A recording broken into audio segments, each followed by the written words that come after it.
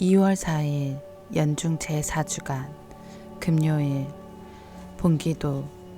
자비로우신 주 하느님, 저희가 마음을 다하여 주님을 공경하며 그리스도의 사랑으로 모든 사람을 사랑하게 하소서. 성부와 성령과 말씀의 초대. 다윗은 주님께 찬미의 노래를 부른다. 주님께서는 다윗의 죄악을 용서하신다. 헤로데는 예수님의 소문을 듣고 자신이 죽인 세례자 요한이 되살아났다고 여긴다. 제1독서. 다윗은 온 마음을 다해 주님을 찬미하고 하느님을 사랑하였다. 집회서의 말씀입니다. 친교 제물에서 굿기름을 따로 떼어 놓듯 다윗도 이스라엘 사람들 가운데에서 선택되었다. 다윗은 염소 새끼들과 놀듯 사자들과 놀고 양들 가운데 어린 양과 놀듯 곰과 놀았다. 그가 아직 소년이었을 때 거인을 죽여 백성의 수치를 씻어주지 않았더냐. 그는 손을 쳐들어 돌팔매로 골리앗의 교만을 꺾었다. 그가 지극히 높으신 주님께 호소하여 주님께서 그의 오른팔에 힘을 주셨던 것이다. 이렇게 다윗은 싸움에 능한 장수를 쓰러뜨려 백성의 사기를 높일 수 있었다. 그리하여 사람들은 만명을 물리친 다윗을 칭송하였고, 그가 영화로운 왕관을 쓰게 되었을 때 주님의 복을 받은 그를 찬미하였다. 사실 그는 애워싼 원수들을 무찔렀고 필리스티아 군대를 없애버렸으며 오늘까지 그들이 힘을 쓰지 못하게 하였다. 그는 모든 일을 하면서 거룩하고 지극히 높으신 분께 영광의 말씀으로 찬미를 드렸다. 그는 온 마음을 다해 찬미의 노래를 불렀으며 자신을 지으신 분을 사랑하였다. 그는 제단 앞에 성가대를 자리 잡게 하여 그들의 목소리로 아름다운 가락을 노래하게 하였다. 그리하여 그들은 날마다 자신들의 노래로 찬미하였다. 다윗은 축제를 화려하게 벌였고 그 시기를 완벽하게 정리하였으며 주님의 거룩하신 이름을 찬미하고 그 찬미가 이른 아침부터 성소에 울려 퍼지게 하였다. 주님께서는 그의 죄악을 용서해 주시고 그의 힘을 대대로 들어 높이셨으며 그에게 왕권의 계약과 이스라엘의 영광스러운 왕자를 주셨다. 주님의 말씀입니다. 하느님 감사합니다. 복음. 내가 목을 벤 그 요한이 되살아났구나.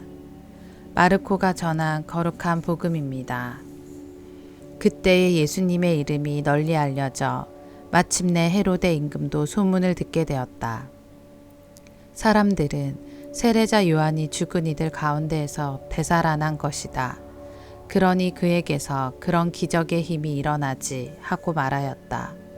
그러나 어떤 이들은 그는 엘리야다 하는가 하면 또 어떤 이들은 옛 예언자들과 같은 예언자다 하였다. 헤로데는 이러한 소문을 듣고 내가 목을 벤 그 요한이 되살아났구나 하고 말하였다. 이 헤로데는 사람을 보내어 요한을 붙잡아 감옥에 묶어둔 일이 있었다. 그의 동생 필리포스의 아내 헤로디아 때문이었는데 헤로데가 이 여자와 혼인하였던 것이다. 그래서 요한은 헤로데에게 동생의 아내를 차지하는 것은 옳지 않습니다 하고 여러 차례 말하였다. 헤로디아는 요한에게 앙심을 품고 그를 죽이려고 하였으나 뜻을 이루지 못하였다. 헤로데가 요한의 의롭고 거룩한 사람으로 알고 그를 두려워하며 보호해 주었을 뿐만 아니라 그의 말을 들을 때에 몹시 당황해 하면서도 기꺼이 듣곤 하였기 때문이다. 그런데 좋은 기회가 왔다. 헤로데가 자기 생일에 고관들과 무관들과 갈릴레아의 유지들을 정하여 잔치를 베풀었다.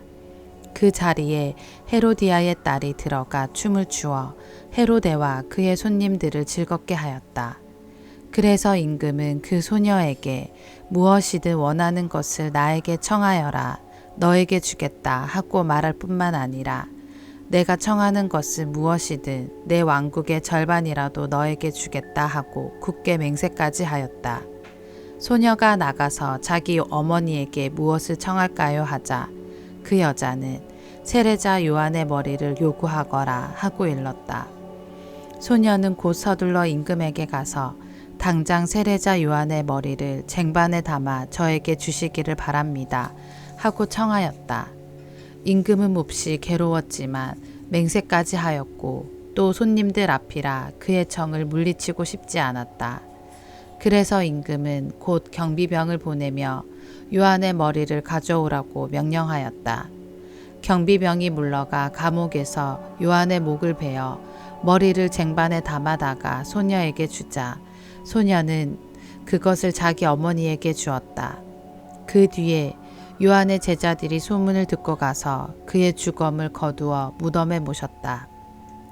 주님의 말씀입니다. 그리스도님 참미합니다. 오늘의 묵상. 오늘 마르코 복음의 이야기 속에 등장하는 헤로데 임금은 같은 내용을 전하는 마테오 복음의 헤로데와 조금 다르게 묘사되고 있습니다. 마테오는 헤로데가 헤로디아의 일로 자신에게 불편한 말들을 늘어놓는 세례자 요한을 죽이겠다는 마음을 이미 품고 있었다고 전합니다. 반면에 마르코는 헤로데가 그럴 마음이 전혀 없었을 뿐더러 오히려 요한을 거룩한 사람으로 여기고 보호해주며 그의 말을 기꺼이 경청하곤 하였다고 묘사합니다. 이렇게 요한에게 호의적인 태도를 보이던 헤로데에게 어느 날 예상하지 못한 일이 벌어지고 맙니다. 헤로디아의 딸이 헤로데의 생일 잔치에서 춤을 추며 손님들을 즐겁게 해 주었는데 헤로데는 너무 기뻐 그녀가 청하는 것은 무엇이든 들어주겠다고 약속하며 맹세까지 한 것입니다. 딸은 어머니의 바람대로 세례자 요한의 머리를 요구합니다. 헤로데는 괴로웠지만 사람들 앞에서 호기롭게 약속한 자신의 체면을 생각해서 어쩔 수 없이 그 요구를 들어주고 맙니다. 비판받아 마땅한 헤로데의 처신임에도 우리 또한 그와 비슷한 모습을 보일 때가 의외로 많지 않은가 하는 생각이 듭니다. 바로 사람들의 시선을 의식하고 두려워하는 것이지요. 남들이 나를 어떻게 바라볼까? 또는 사람들이 나를 이상하게 생각하면 어쩌지 하는 염려 때문에 자신이 중요하게 여기는 신념이나 가치를 저버리고 내키지 않은 선택을 하는 경우도 종종 발생합니다. 신앙생활에서도 마찬가지지요. 그런데 그렇게 다른 사람의 눈에 괜찮고 무난해 보이면 정말 괜찮은 삶을 사는 것일까요? 그런 모습만 쫓다 보면 결국 있는 그대로의 나를 잃어버리게 됩니다. 하느님께서 선물로 주신 삶의 주도권을 남이 아닌 나 자신이 질 수 있도록 사람들의 시선에서 좀 더 자유로워질 필요가 있겠습니다. 아멘.